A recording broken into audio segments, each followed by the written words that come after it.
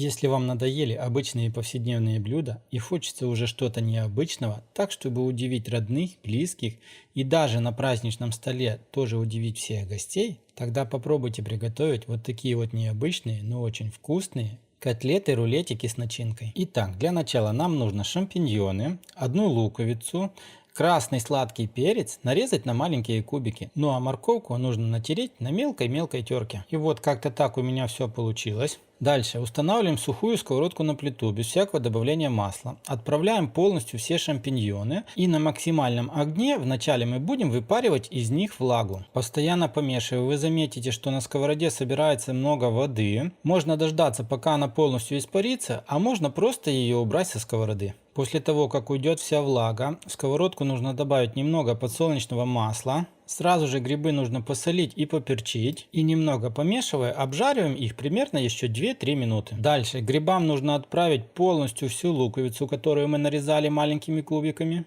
Лук вместе с грибами будем обжаривать до тех пор, пока лук не будет становиться золотистого цвета.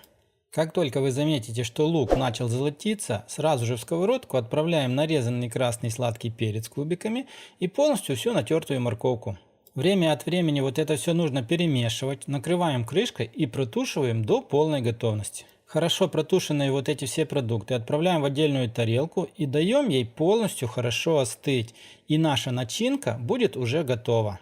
Пока начинка будет остывать, нам нужно будет приготовить фарш. Нам нужно взять будет куриное мясо, свинину и одну небольшую луковицу. Полностью подробно, сколько каких ингредиентов понадобится в этом рецепте, читайте в описании под видео. Свинину, курицу и лук мы пропустили через мясорубку. Дальше сюда нужно добавить соль, черный молотый перец. Соль и перец добавляйте все по своему вкусу. Сюда же нужно вбить одно куриное яйцо и добавить 2-3 столовые ложки панировочных сухарей. После этого аккуратно все руками нужно хорошо перемешать до однородного состояния. Готовим хороший фарш. А после того, как вы все хорошо перемешали, дадим фаршу минут 10 постоять. Пускай сухари немножко разбухнут. Дальше нам понадобится пищевой целлофан. В моем случае я взял рукав для выпечки, вырезал вот такой вот небольшой квадрат. Затем нам с тарелки понадобится взять фарш, выделать из него небольшой такой вот красивый шарик и хорошо руками вот так вот отбиваем. Чем лучше вы отобьете фарш, тем вкуснее получится результат. После того, как вы отбили фарш, смачиваем руки в воде и мокрыми руками на целлофане стараемся выделать небольших размеров равномерный блин. Толщина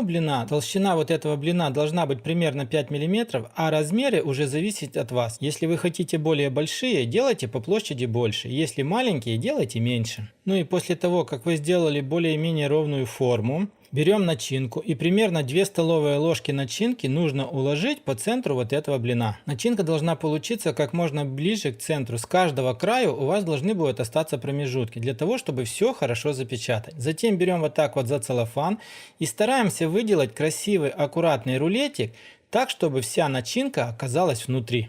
Затем разворачиваем и вот те края, которые у нас получились, аккуратно вот так вот руками стараемся запечатать. На первый взгляд может показаться, что это сложно, но здесь нету ничего сложного. Все делается очень просто. Если вы будете делать после того, как попробуете сделать первый вот такой вот рулетик, вы все поймете и все получится у вас быстро, аккуратно и красиво. Затем нам понадобится взять тарелку с панировочными сухарями. И вот этот рулетик нужно аккуратно отправить в панировочные сухари и полностью красиво, хорошо запанировать, чтобы с каждой стороны все хорошо было покрыто сухарями. Ну а дальше устанавливаем сковородку с подсолнечным маслом на маленький огонь. Дожидаемся, пока масло хорошо прогреется, и отправляем наши готовые рулетики на сковородку. Обжаривать с каждой стороны мы будем примерно по 2-3 минутки, так как слой фарша у нас небольшой. В основном внутри у нас будет хорошая вкусная начинка. Через 2-3 минутки аккуратно переворачиваем и обжариваем со второй стороны до готовности.